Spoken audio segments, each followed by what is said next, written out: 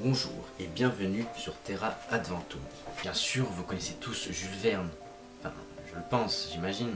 Quand même, Jules Verne, c'est un écrivain du 19e siècle, connu entre autres pour ses romans comme 20 milieux sur les mers, Le Tour du monde en 80 jours, L'île mystérieuse et Voyage au centre de la Terre, pour ne citer que. Comme vous l'avez compris avec le titre de la vidéo, nous allons décrypter Voyage au centre de la Terre en plusieurs vidéos. Pour cette première, je décrypte seulement le premier chapitre. Pour voir comment ça se passe pour moi, pour le tourner, le monter, alors n'hésitez pas à me faire part de vos retours. Écrit en 1864, Voyage au centre de la Terre est le troisième roman d'aventure de Jules Verne. Il s'agit de l'histoire d'un oncle et de son neveu qui partent au centre de la Terre.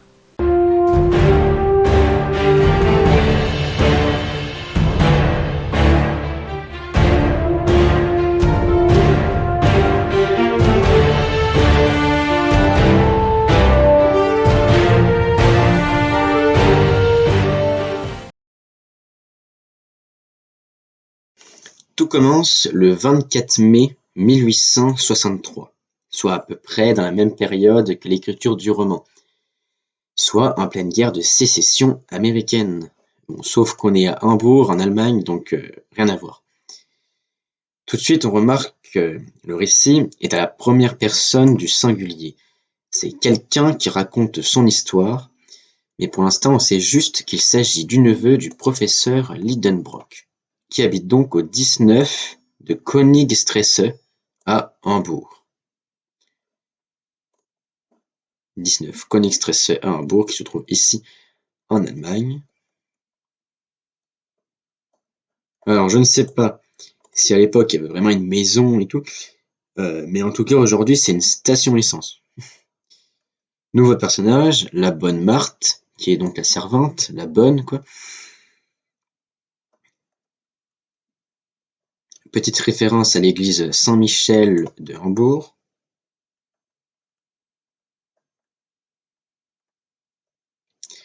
Lidenbrock est rentré apparemment en avance et il appelle son neveu, le narrateur, Axel. On en apprend un peu plus sur ce personnage, Otto Lidenbrock. Donc, il était professeur au Johannaeum Gymnasium, qui est la plus ancienne école de Hambourg, où il était professeur donc de minéralogie,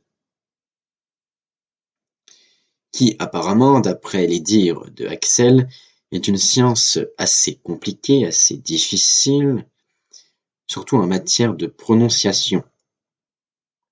Je vous laisse en juger.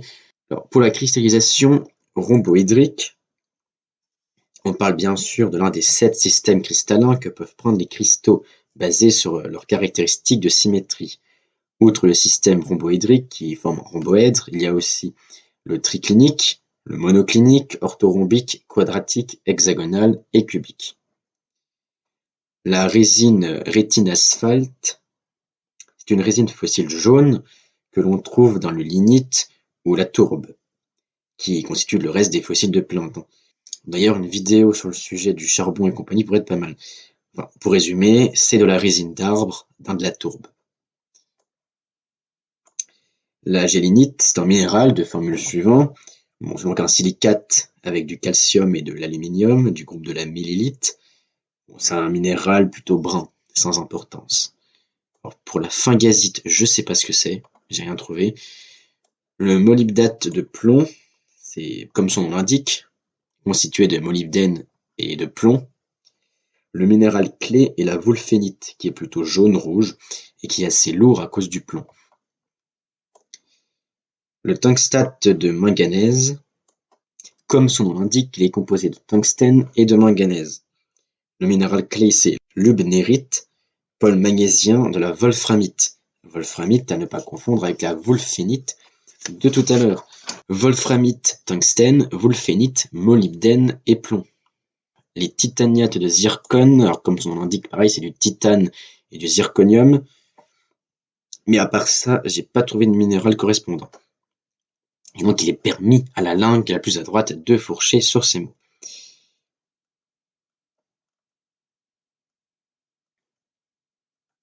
Et j'aime beaucoup ce passage qui décrit le professeur Lidenbrock. Il joignait au génie du géologue l'œil du minéralogiste, avec son marteau, sa pointe d'acier, son aiguille aimantée, son chalumeau et son flacon d'acide nitrique. C'était un homme très fort.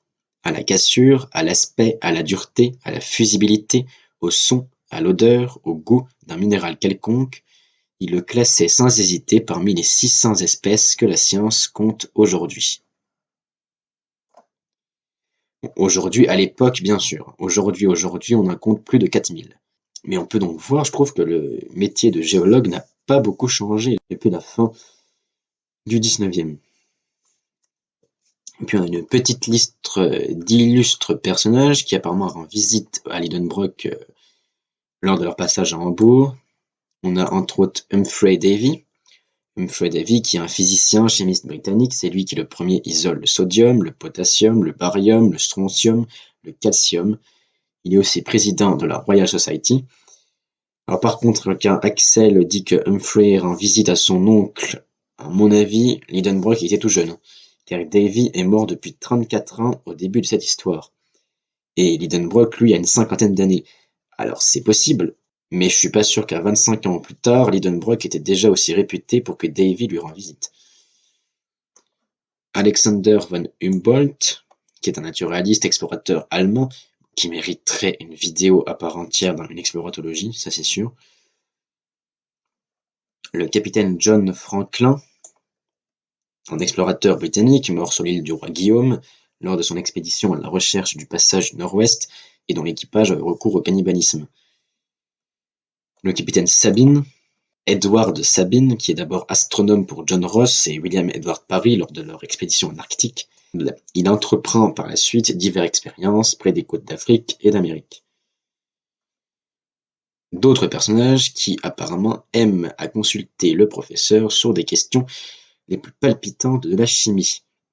On a Monsieur Becquerel, alors on pourrait penser à Henri Becquerel, le découvreur de la radioactivité qui a donné son nom à l'unité de mesure de la quantité de matière radioactive, le becquerel. Mais il n'avait qu'une dizaine d'années, donc c'est pas possible. En fait, il s'agit de son père, Edmond Becquerel, le découvreur de l'effet photovoltaïque, l'apparition de tensions électriques sur matériaux semi-conducteurs grâce aux photons de la lumière. Monsieur Ebelmain, Jacques-Joseph Ebelmain, qui est un chimiste français, qui réussit à créer artificiellement des pierres précieuses comme l'émeraude, le rubis et le saphir. Là commence l'apparition de fausses pierres précieuses. Mais bon, c'est bon, leur taille était seulement de l'ordre du millimètre. Monsieur Brewster, David Brewster, physicien écossais, inventeur du kaléidoscope, qui réfléchit la lumière à l'infini à l'intérieur d'un tube rempli de miroirs. Monsieur Dumas. Non, ça m'étonnerait que Alexandre Dumas demande des conseils scientifiques. Alors non, le Dumas en question n'est pas l'auteur des Trois Mousquetaires, mais Jean-Baptiste Dumas, chimiste français qui étudia méticuleusement l'air, l'eau, le CO2, l'alcool et même le lait. Il était aussi le maître de Louis Pasteur. Monsieur Milne Edwards. Henry Milne Edwards est un zoologue français qui étudia entre autres les crustacés et les insectes. Monsieur Sainte-Claire Deville. Henri Sainte-Claire Deville, c'est un chimiste français qui réussit à produire les premiers lingots d'aluminium, donnant naissance à la production chimique de l'aluminium. Il est aussi l'un des premiers à étudier le pétrole au début de son essor.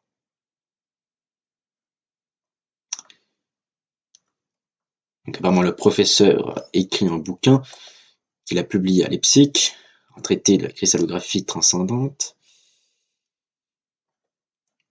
Il est aussi conservateur du musée minéralogique de Monsieur Struve, ambassadeur de Russie. Alors, Monsieur Struve, alors là, il existe bien un Friedrich George William Struve, astronome russe d'origine allemande, mais il n'était pas ambassadeur. Après, la famille Struve était très grande.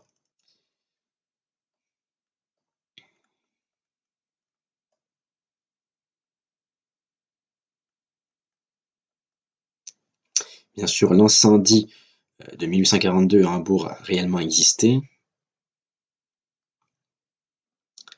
La Tugendbund, C'était une société secrète allemande, active de 1808 à 1815, qui prônait la grandeur de l'Allemagne et désirait la libération de la Prusse, qui était sous le joug français de Napoléon. Apparition d'un nouveau personnage, Graubonne, la filleule de Lidenbrock, qui est une jeune Virlandaise, soit une province du nord-est de l'Estonie.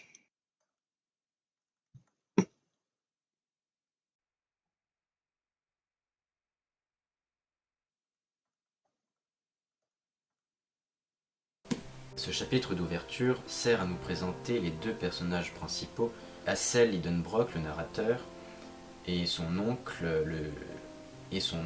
le professeur Lidenbrock. Alors, Lidenbrock est rentré en avance et il veut voir son neveu maintenant. Fin du premier chapitre. Pourquoi Lidenbrock est-il rentré aussitôt? Pourquoi veut-il voir son neveu? La suite au prochain épisode, s'il y en a un.